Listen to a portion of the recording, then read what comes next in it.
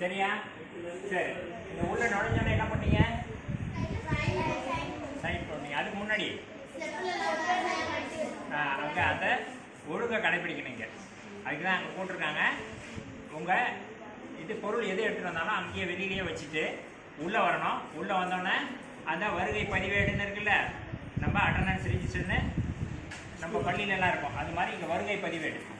சரி, அதுக்கப்புறம் அதுக்கப்புறம் என்ன பண்ணீங்க? சுற்றி வந்தீங்க. என்ன பண்ணீங்க? பிரதட்சணம். கோவிலில் வர மாதிரி ஒரு பிரதட்சணம் வந்தீங்க, அவ்வளோதானா? வேறு என்னென்ன பார்த்தீங்க? புத்தகம்லாம் இருக்கா? அது எப்படி இருக்கு? அடுக்கி வச்சிருக்கேன். அப்புறம் வேற நம்பர்லாம் போட்டிருக்கேன். அது ஒரு சீரியலாக போட்டிருப்பாங்க, ஒரு தொடர்ச்சியாக இருக்கும். 1000லேருந்து ஆரம்பிச்சாங்கன்னா 1001, 1002 ஒவ்வொரு அலமாரிக்கும் இந்த நம்பர்லேருந்து இந்த நம்பர் இருக்கு. அது பார்த்தீங்களா? சரி, அதுக்கப்புறம் ஒரு நூல் இல்லையானா எந்த வகையான நூல் இருக்கும்? கதைகள். அப்புறம் வேற கவிதைகள். அப்புறம் இதிகாசம். அப்புறம் வரலாறு. அப்புறம் அரபியனா. இலக்கியம் சொல்லியாச்சு. அப்புறம் அறிவியல் சம்பந்தப்பட்டது இருக்கும். தலைவர்கள் பற்றி இருக்கும். தலைவர்களையும் நிறைய துறை சொன்னோமா, நம்ம அங்கே பேசணும்ல, அரசியல், அது எல்லாமே இலக்கியத்தில் வந்துடுது. இலக்கியத்தில் சங்க இலக்கியமும் இருக்கு, தற்கால இலக்கியமும் இருக்கு. அப்படின்னா என்ன? சங்க இலக்கியம்னா ரொம்ப பழசு, பல நூற்றாண்டுகளுக்கு முன்னால் உள்ளது சங்க இலக்கியங்கள். இப்போ இருக்கிறது தற்கால இலக்கியங்கள். இப்போ இருக்கிற இலக்கியங்கள்னா இப்போ காலையில் ஒரு நூல் சொன்னோமே, அது என்ன நூல் சொன்னோம்? தொல்காப்பியம். அது ரொம்ப பழைய நூல்னு சொன்னோம். ஓரிரவு அவர் அது யார் எழுதுனது? சரி, அதுக்கப்புறம் ஒரு படமாக வந்து ஒரு புக்கு சொன்னது. கல்கி எழுதுனது என்ன சொன்னோம்? அது சரித்திர நாவல். இந்த மாதிரி நிறைய இருக்குன்னு தெரியுதுல்ல, அதை தான் இந்த மாதிரி போட்டு வச்சிருக்காங்க. இதுக்கு பேரு கேட்லாக்னு சொல்லுவாங்க, அட்டவணை. இதை வந்து பிரித்து வச்சிருக்காங்க, ஒவ்வொரு வகைப்படுத்தி வச்சிருக்காங்க. நீங்க இப்போ சொன்னீங்கல்ல, அந்த மாதிரி வகைப்படுத்தி வச்சிருக்காங்க. இதுல என்னென்ன இருக்குன்றத நான் இப்போ அனுப்புறேன், அப்படியே பாருங்க. புத்தகத்தை கிழிக்காம பத்திரமா எடுத்துட்டு வந்தோம். ஒரு தடவை இதுல என்னென்ன மேலே எழுதிருக்குன்னு நம்ம சொல்லுவோம்ல, ஒரு காலம்ல இருந்தா அதுக்கு மேல ஒரு காலம் ஹெட்டிங்ஸ் இருக்கும், டைட்டில் இருக்குமா, காலம் ஹெட்டிங்ஸ் சொல்லுவாங்க. அது என்னென்ன இருக்குன்றத அப்படி வாங்க வளைஞ்சு அப்படியே நீங்க ஒவ்வொரு தடவை பார்த்துட்டு அப்படியே கொடுத்துட்டே வரும். பக்கத்தில்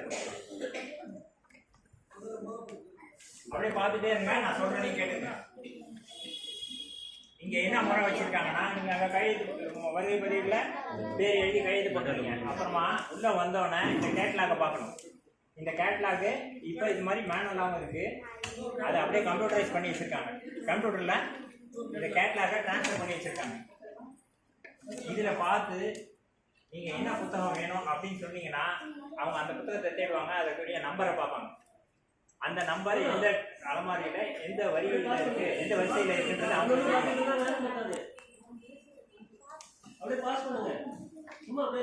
மேல காலம் ஹெட்டிங் மட்டும் பார்த்துருவாங்க என்னென்ன இருக்குன்னு. காலம் ஹெட்டிங் மேல என்னென்ன இருக்கு, அந்த பக்கம் வந்து அட்டவணைன்னு இருக்கா, இந்த ஃபர்ஸ்ட் பேஜ் மட்டும் பார்த்தா போதும். அட்டவணைன்னு இருக்கு, அதுல நிறைய இருக்கு. சும்மா ஒரு கிளான்ஸ் அப்படி பாருங்க, கொஞ்சம் அப்படி பார்த்து பக்கத்துல என்ன இருக்கு பாருங்க. மேல புத்தகத்தின் பெயர், ஆசிரியர்,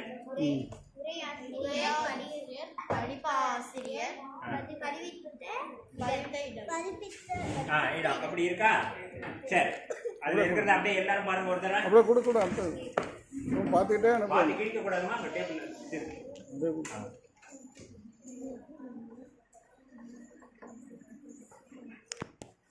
இது நூல் நிலையம் இருக்குன்னா இதுக்கு நூல் நிலைய உரிமையாளர்னு தனியா இருப்பாங்க, அது தனி.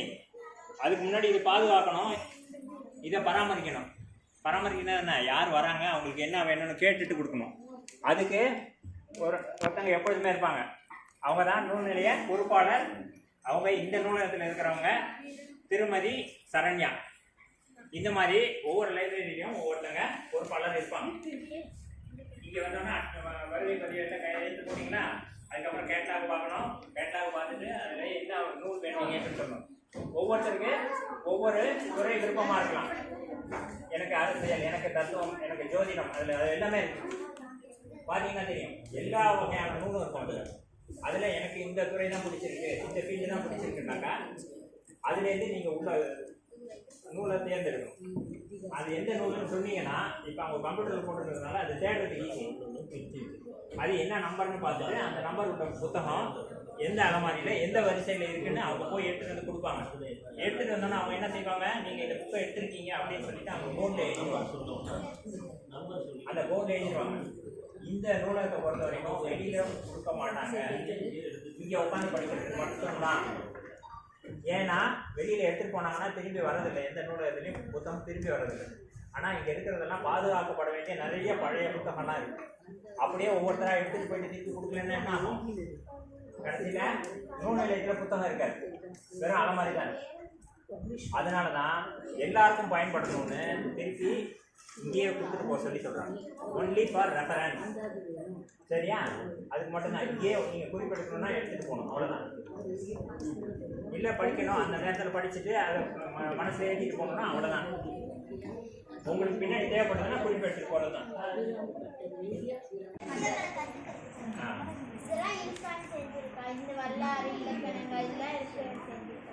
இப்போ தெரிஞ்சிடுச்சு.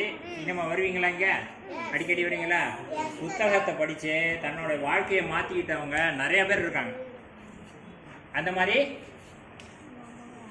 என்ன நம்மளும் ஆகணும். சரியா? இந்த மாதிரி இங்கே நூல்நிலை இருந்தாலும் இங்கே கூட்டமே இருக்கிறது இல்லை. அதுதான் நூல்நிலைய உரிமையாளர் அன்றைக்கி வந்தாங்கல்ல அந்த தாத்தா, தயானந்த் தாத்தா, அவங்க யாரும் வர்றதில்லைன்னு அவங்களோட வருத்தம் தான்.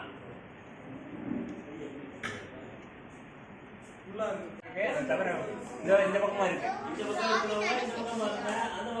எஸ் சுவாமிநாத செட்டியார். இவருக்கு எப்படி வந்தது?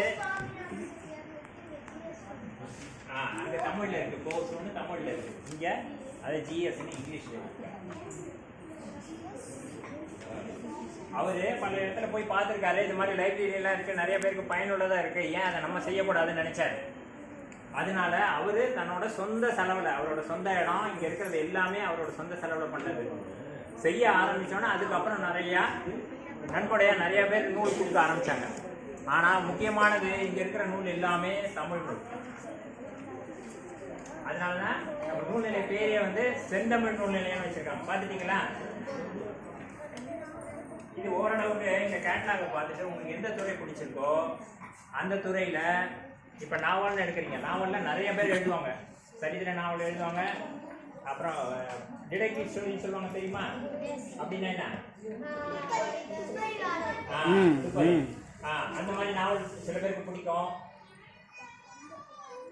அறிவியல் சம்பந்தமா சில பேருக்கு பிடிக்கும். இப்போ நம்மளை விட கொஞ்சம் பெரியவங்க அவங்க கொண்டு போகலன்னா கதை கதையெல்லாம் கொடுப்பாங்க, பழைய கதையெல்லாம்.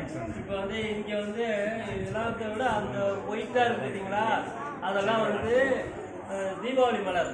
ஒவ்வொரு வருஷமும் தீபாவளி மலர்னு கல்கியில் தான் வரும், அப்புறம் தினமணியில் வரும். அதுமாரி அவங்கெல்லாம் நம்ம சொந்தக்காரவங்க நமக்கு தெரிஞ்சவங்களாம் என்ன செஞ்சுருக்காங்க, அதை பைண்ட் பண்ணி இங்கே கொண்டு வந்து கொடுத்துருக்காங்க. நம்ம வீட்டில் இருந்தாக்கா வீணாக போயிடும், இங்கே வந்தாக்கா கொடுத்தாக்கா 4 பேர் படிப்பாங்க அப்படின்னு சொல்லிட்டு இங்கே வந்து அதே மாதிரி அந்த தீபாவளி மலர் பழசு வந்து ஒரு 60 வருஷத்துக்கு முன்னாடி உள்ளதை ஒருத்தர் வந்து இங்கே ஹின்ஸ் எடுக்கணுன்ட்டு வந்து கேட்டாங்க. எங்கேயுமே இல்லை, இங்கே தான் இருக்குது அப்படின்னு சொல்லிட்டு இங்கே வந்து ஹின்ஸ் எடுத்துகிட்டு போயிட்டு அதுக்குன்னு ஒரு புக்கு போட்டாங்க. அதேமாரி இங்கே வந்து படிச்சுட்டு ஒவ்வொருத்தங்களும் ஒவ்வொரு புக்கும் எழுதிட்டே இருக்காங்க. இதேமாரி ஒவ்வொருத்தரும் எழுத தான் இந்த மாதிரி புக்கெல்லாம் நிறையா சேருது. இதில் எத்தனை பேர் எழுத போகிறீங்க இந்த மாதிரி?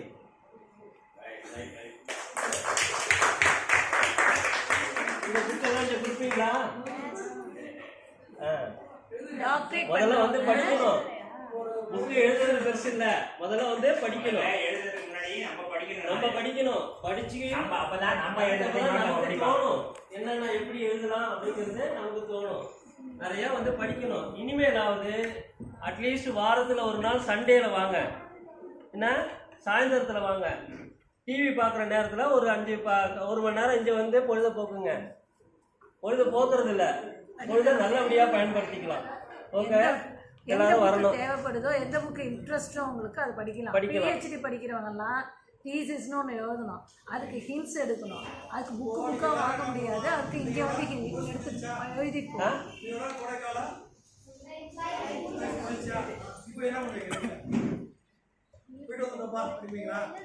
ஒரு பேப்பரில் ஒரு நோட்டில் என்ன எழுதிக்கணும்?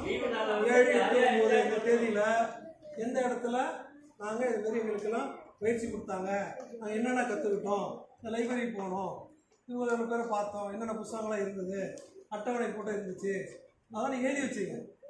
இன்னும் ஒரு அடுத்த கிளாஸ் போகிறப்போனா 2025 நம்ம இங்கெல்லாம் போயிருக்கோம், பார்த்துருக்கோம், உங்களுக்கு ஒரு ஆச்சரியமாக இருக்கும்.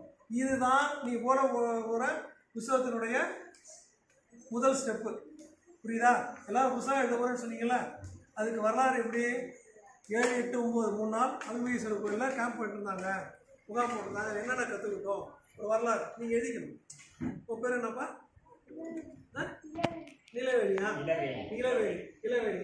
இந்த வகுப்பு 7/5/2025 இருந்து 9/8/9/2025 வரைக்கும் அருள்மிகேஸ்வரர் கோயிலில் கோடைக்கால பயிற்சி முகாம் நடந்தது. அதில் நம்பர் 1 காலம்பு எத்தனை மணிக்கு வந்தோம், என்ன இப்போ யார் பேசுகிறாங்க, என்ன நடந்தது ஒரு குறிப்பு. 8ஆம் தேதி என்ன பண்ணணும், 9ஆம் தேதி என்ன பண்ணணும், நூலகத்தை பார்க்க அதில் எழுதி வச்சுருக்கீங்க. ஆனால் நாளைக்கு இன்னும் 10 நாள் கழிச்சு பார்த்தா கூட நான் போயிட்டு வந்திருக்கோமா அப்படின்னு உங்களுக்கு ஒரு ஆச்சரியமாக இருக்கும். இதுதான் நாளைக்கு நீங்கள் புத்தகம் முறைன்னு சொன்னீங்கல்ல, அதுக்கு முக முறையே தான். சரியா? புரிஞ்சுக்கிட்டீங்களா? நான் 8th ஸ்டாண்டர்ட் பி செக்ஷன் இருக்கேன். என் school name Sri Saraswathi Pathasala girls higher secondary school Kumbakonam. இந்த கேம்புக்கு வந்ததுனால எனக்கு தெரியாத விஷயத்த நான் நிறைய கற்றுக்கிட்டேன். அதுவும் இல்லாமல் நான் புக்கு படிக்கிறது எப்படி, செய்தித்தாள் படிப்பது எப்படின்னா கற்றுக்கிட்டேன். எனக்கு நிறைய யூஸ்ஃபுல்லாக இருந்துச்சு. அதுக்கப்புறம் கோல் அப்படின்னு எங்கள் அக்கா வந்து சொல்லி கொடுத்தாங்க. அந்த அக்கா பேர் ஸ்ரீதேவி அக்கா வந்து சொல்லி கொடுத்தாங்க. அதனால நான் நிறைய கோல்லாம் வச்சுருக்கேன். ஸோ அதெல்லாம் நான் நிறைவேற்றி அந்த அக்கா கிட்ட வந்து சொல்லுவேன், நீங்கள் சொல்லி கொடுத்ததுனால தான் நான் கோல்லாம் ஃபினிஷ் பண்ணிருக்கேன். என் பேர் ஐனிகேஆர், 6th Sri Saraswathi Pathasala girls higher secondary school Kumbakonam. இந்த முகாம் வந்து எனக்கு ரொம்ப பயனுள்ளதாக இருந்தது. நான் இது வரைக்கும் கற்றுக்காத எல்லாத்தையும் நான் கற்றுக்கிட்டேன். ரொம்ப யூஸ்ஃபுல்லாக இருந்தது. எல்லாருமே ரொம்ப நல்லா சொல்லி கொடுத்தாங்க. ஜாலியாக இருந்தது. அவங்கள மிஸ்ஸு சார்னு கூப்பிட வேணாம்னு சொல்லிட்டாங்க, தாத்தா பாட்டி அப்படின்னு சொன்னாங்க. அதுவும் ரொம்ப பிடிச்சிருந்தது. அப்புறம் கேம்ஸ்லாம் நிறையா வச்சு விளாண்டோம். அதுக்கும் தேங்க்யூ, எல்லாத்துக்கும் தேங்க்யூ. நன்றி. என் பேர் ஹாசினி, 7th E படிக்கிறேன். SBOS ஸ்கூல் சென்னை அண்ணா நகரில் இருக்குது. இந்த கேம்ப் வந்து ரொம்ப யூஸ்ஃபுல்லாக இருந்துச்சு, நிறையா கற்றுக்கிட்டோம். அதனால் இந்த கேம்பை நடத்தினவங்களுக்கு ரொம்ப தேங்க்ஸ். அனைவருக்கும் வணக்கம். என் பெயர் கா காயத்ரி. நான் 6ஆம் வகுப்பு A பிரிவு படிக்கிறேன். ஸ்ரீ கும்பேஸ்வரர் திருமஞ்சன விதி உதவிபெறும் துவக்கப்பள்ளியில் படித்து வருகிறேன். இந்த முகாம் மிகவும் சிறப்புடையதாகவும் எளிதாகவும் இருந்தது. நான் தெரிந்து கொள்ளாதது இந்த முகாமிற்கு தெரிந்து கொண்டேன். நல்ல பழக்க வழக்கங்கள், பழைய வீட்டு பொருட்கள் இதெல்லாம் வந்து நிறைய கற்றுக்கிட்டேன். அப்புறம் வந்து பக்தி ஆன்மீகம் இதை பற்றிலாம் சொன்னாங்க. அப்புறம் கேம்ஸ் எல்லாம் தமிழ் பற்றி சொன்னாங்க. அப்புறம் ஆங்கிலம் பற்றி சொல்லி கொடுத்தாங்க. ஸ்ரீமதி அக்கா வந்து பக்தி, அப்புறம் இன்றைக்கி வந்து கோல் இதெல்லாம் வச்சு சொல்லி கொடுத்தாங்க. எல்லாமே எனக்கு யூஸ்ஃபுல்லாக இருந்துச்சு. இந்த கோடைக்கால விடுமுறையை வந்து இந்த இடத்துக்கு வந்து நான் வந்து பயனுடையதாக மாற்றிக்கிட்டேன். நன்றி.